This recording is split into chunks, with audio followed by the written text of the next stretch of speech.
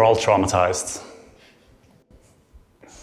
When people think of trauma, they often think in terms of abuse, violence, and war, which you here in Sarajevo know too well about. But in fact, trauma happens to us all through our lives. And the first trauma is being born. The physical experience for the baby to go through the womb is traumatizing. Think of it. You might have your navel cord around your neck. You might not be able to breathe, or the first breath you take in life, you have something in your throat. So what the baby experiences is fear of death. And that gets programmed into you. And then these traumas keep happening to you, especially the most important ones are the ones in the beginning, between the ages of 0 and 6, the so-called developmental traumas, where you as a baby, you're trying to learn about life through connecting with your parents. For instance, you might be lying in your bed screaming for them to come and nurse you, and your parents might be away or not hear anything, or they might have read a book that says, let the baby scream him or herself to sleep. During those moments, the baby will experience fear of death once more. And then you have two traumas working together. And then so it goes throughout life. And depending on your unique trauma programming, these will play out differently as your behaviors in your adult life. I take the screaming baby, for example. If that happens to you, you might end up, or often end up, feeling that it's difficult to ask for help in your adult life.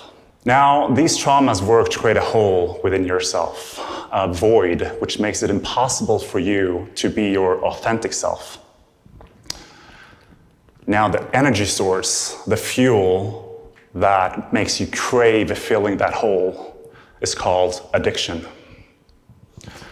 Addiction and addictive behavior can best be described as chasing, the proactive chasing of artificial needs.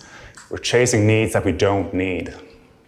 And they integrate itself, this energy, into your whole life and your behavior. The social media scrolling, the online shopping, of course, all the nicotine, the caffeine, the substances, alcohol, drugs, but also internal addictions, such as addiction to escaping into your thoughts, or addiction to stress. Now, the beauty and the danger with addiction is, of course, that they make you feel whole for a brief moment. It's a rush, right? And during that moment, you feel alive. But then, because it's an illusion, a powerful illusion, slowly but surely it will withdraw, and you're left with a slightly ever so larger hole within yourself. And now you're going to need slightly more of that same addiction to be fulfilled, until one day when that addiction doesn't suffice and you need to add another one. And so it goes in a downward spiral for many of us in life, until one day it doesn't. You burn out, you fall ill, or you die. In my case, I almost died. I got a visit from death. So this is in 2015, and it's my 5th year living in London. I first came there to work in investment banking. But about 2 years into that progress, I started to feel really empty. It wasn't as glorious as it had been portrayed by the employer branders, so I decided to make a career change to a new one. I wanted to become an actor, work in the film industry. And it's ironic because I thought I had this passion for arts. I thought I really wanted it, and I felt this burning desire. But it's quite, almost comical that even though my dad was an opera singer and my mother used to work at a theater, and I got free tickets for my whole life, I barely ever watched a play. In reality, what I did was I exchanged one addiction, which was to be considered a successful banker, with a larger addiction to become a movie star in LA.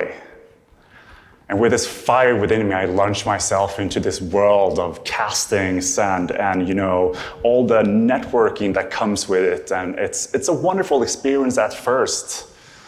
And I feel alive. And I'm sure you know or have heard that it's a lot about who you know. So I quickly found myself at numerous parties, events, really getting to know the people in the business. And with it came a lot of alcohol consumption. Not long after came the drugs. So there I was, slowly but surely spiraling. Not understanding it though, because I think I'm on top of things, but I'm being consumed. And without knowing it or understanding it, I pick up more addictions. I start calorie counting. I start run 10 kilometers a day. I exercise every day. And because, in my mind, you're supposed to look, healthy and good when you're doing this acting thing. So constantly it's hidden in my behavior. My friends became worried. And they tried to warn me. And I couldn't understand them. I remember thinking, what are they talking about? I'm skyrocketing here. I'm on fire. So of course I told them, I'm fine. I think we humans we're born truth tellers. If we say we're fine, we're not, we're going to speak the truth in another way, through actions and behaviors. And by the spring of 2015, I had completely lost control. I was broke financially. I was missing castings. I was partying every day and even starting manipulating friends. I was losing it. And then one day I noticed a change, a physical change in my body. I wake up feeling so tired. And I instantly feel, okay, I need to get out of London, something's wrong with me. So I book a flight to Stockholm to visit my parents over the summer and rest up. And during this month, this tiredness just kept growing into an exhaustion. I start aching all of my body, sweating regularly, and on the day that I'm gonna fly back to Stockholm, I wake up with this enormous pain in my chest.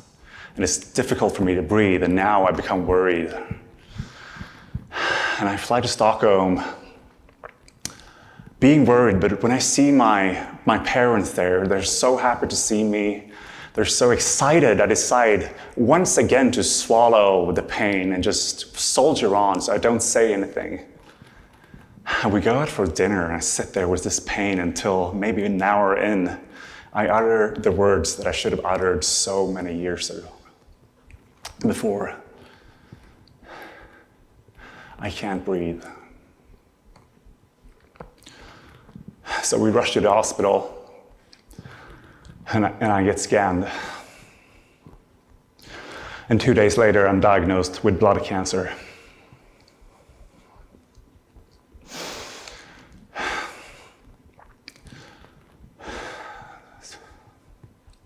Hearing your death sentence is something you can't prepare for. And I think everybody reacts differently. For me, a tranquility arose. It was like if a voice said to me, you know what, you don't have to run anymore. Your time has come. You've done your part.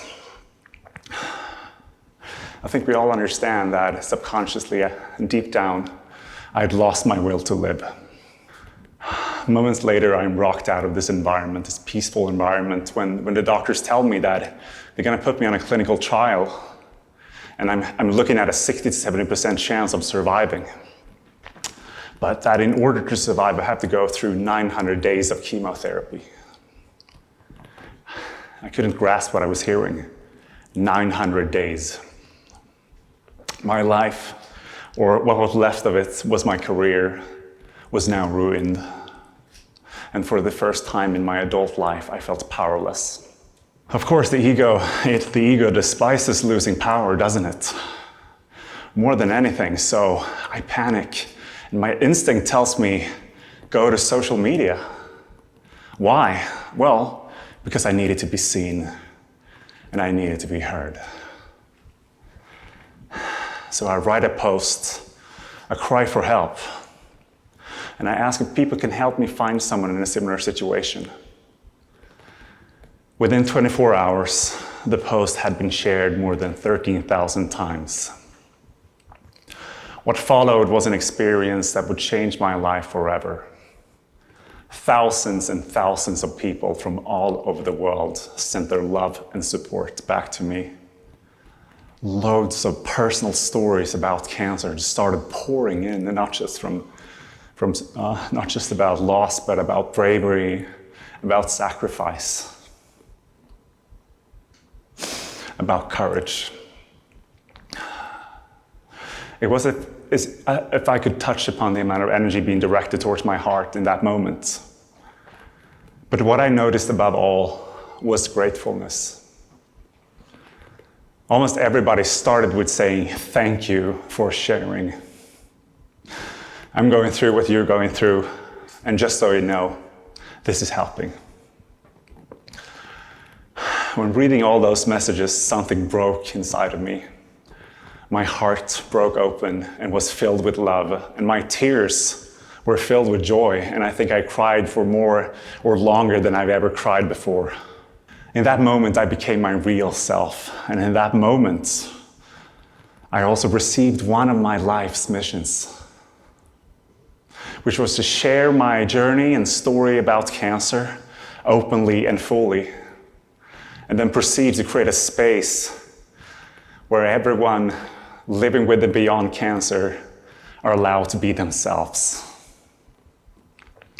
And that became the start of my war on cancer, which simultaneously became the start on the war on myself.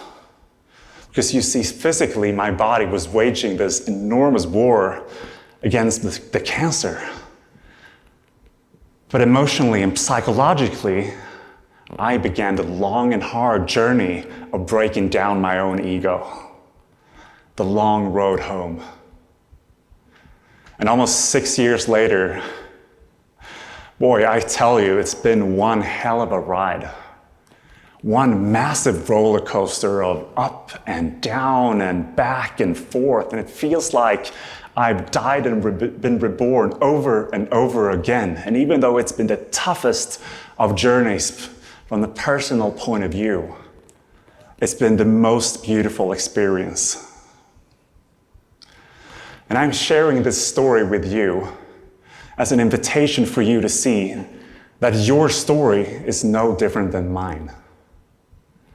We all share the same story.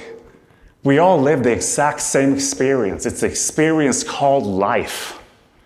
Yes, it might happen differently, but ultimately we're on the same path, all of us. The road home.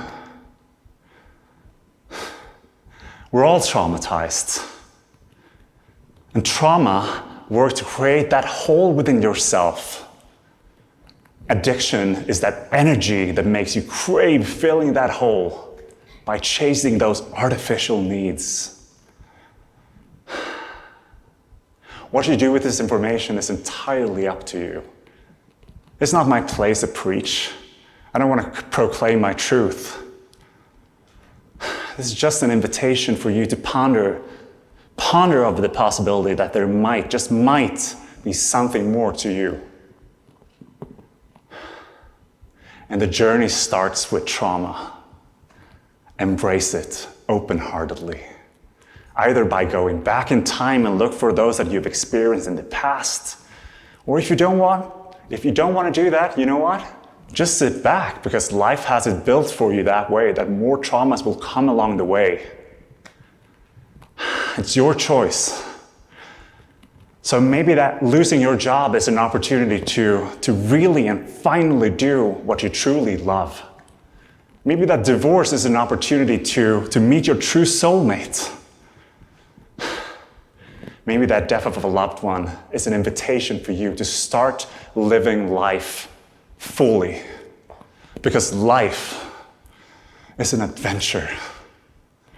But more importantly, life belongs to you. Thank you.